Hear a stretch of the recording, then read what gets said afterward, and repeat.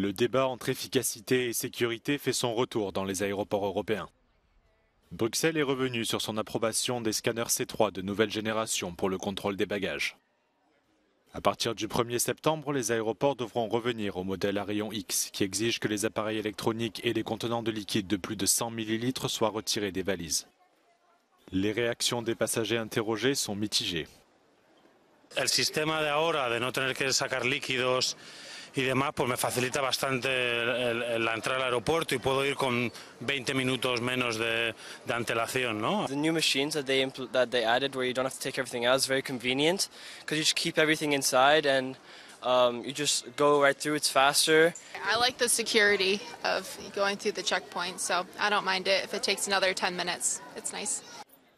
Les scanners C3 peuvent afficher des images détaillées en 3 dimensions et en haute résolution de l'intérieur des bagages, de sorte qu'il n'est pas nécessaire de les ouvrir. Mais la Commission européenne avance dans un rapport technique que ces équipements ne sont pas en mesure de détecter des matières explosives dans des liquides de plus de 330 ml. Bruxelles précise qu'il s'agit d'une décision purement technique et non d'une réponse à une menace spécifique.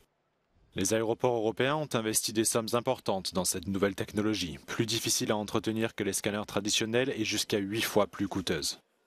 Les responsables des aéroports redoutent des pertes financières et des retards au point de contrôle.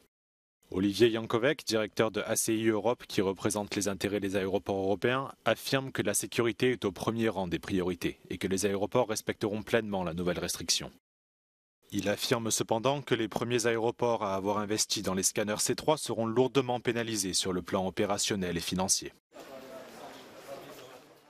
À partir du mois prochain, les voyageurs devront donc de nouveau s'armer de patience au point de contrôle dans les aéroports européens.